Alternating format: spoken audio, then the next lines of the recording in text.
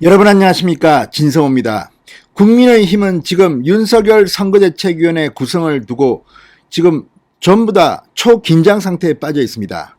윤석열 선대위에 들어가느냐, 어떤 직함을 맡느냐, 이런 관심들이 주를 이루는 것 같습니다. 그런데 그러는 가운데 이재명, 문재인 공격이 좀 소강 상태에 빠졌다는 비판이 나오고 있습니다. 대장동 1타 강사 원희룡 전 제주지사는 요즘 왜 침묵을 지키고 있으며, 그렇게 문재인 정권을 비판하던 유승민 전 의원, 홍준표 의원은 조용한지 사람들이 궁금해합니다. 뿐만 아니라 국민의힘에는 100명이 넘는 현직 의원들이 있습니다. 물론 일부 의원들은 국회 활동 등을 통해서 이재명 후보를 비판하기도 하고 문재인 정권의 실정을 폭로하기도 합니다.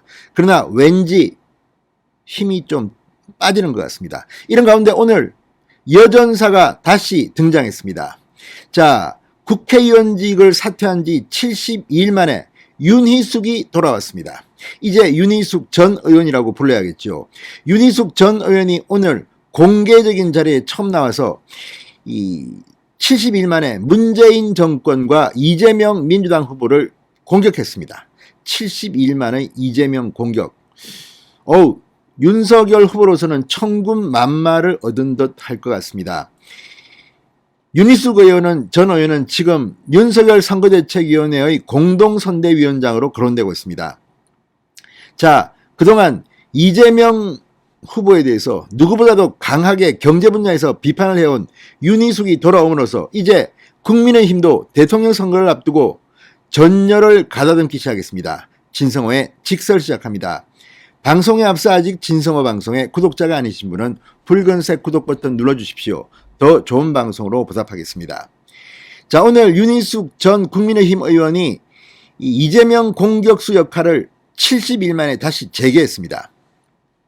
자, 이재명 후보가 내세운 국가주도 성장, 이걸 정면으로 반박했습니다.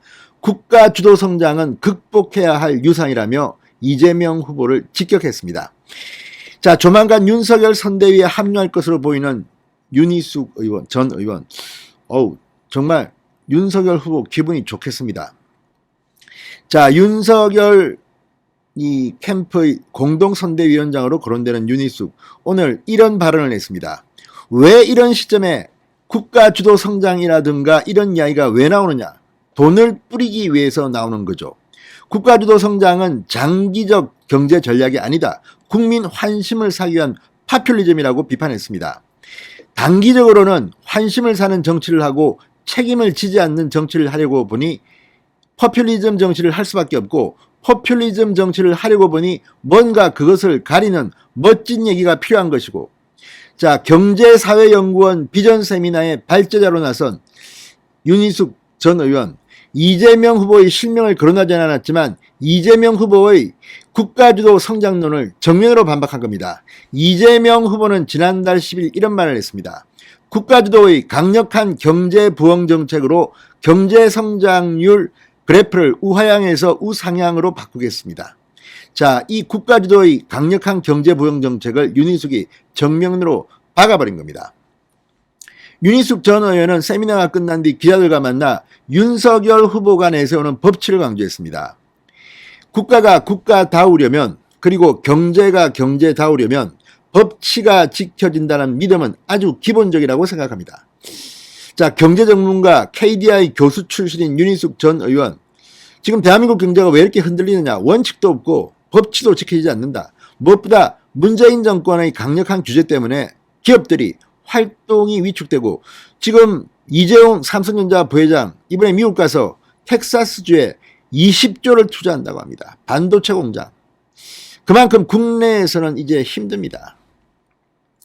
자, 윤석열 후보 측 관계자는 경제 전문가로서 경제 정책을 담당하면서 이재명 후보의 파퓰리즘 공약 비판에 앞장서게 될 것으로 보인다고 말했습니다. 지금 윤희숙 전 의원은 공동선대위원장 말고도 이재명 경제 정책에 대한 별동대의 대장 역할도 할 것으로 보입니다.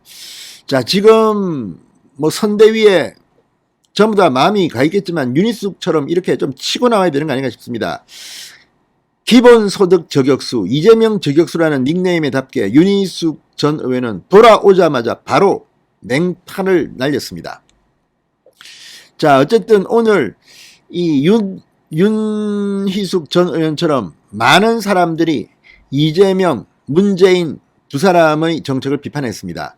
자, MBN 매일경제가 후원하고 경제사회연구원이 주최한 이번 행사에서 현 정부 출범 이후 급격히 악화된 재정 건전성을 정상화시켜야 한다는 경고가 줄을 이었습니다. 문재인 정부가 출범한 뒤 현재까지 증가한 부채와 정부가 이후 3년간 계획한 부채 증가량을 보면 어마어마합니다. 665조 원가량입니다. 이는 대한민국 중부 수립 이후 박근혜 정부까지의 국가 부채를 모두 더한 것보다 크다는 지적이 나왔습니다. 박형수 전 한국조세재정연구원 원장은 정부 지출은 급증하는데 수입은 감소하는 악의 이 현상이 코로나19 사태 이전부터 시작해 점차 심화되고 있다고 비판했습니다. 자, 이 현 정부의 규제 중심 부동산 정책에 대한 비판도 이어졌습니다. 손재영 건국대 부동산학과 교수는 지난 4년여간의 부동산 가격 급등을 과거 부동산 상승기와 비교 분석한 원인을 전달했습니다.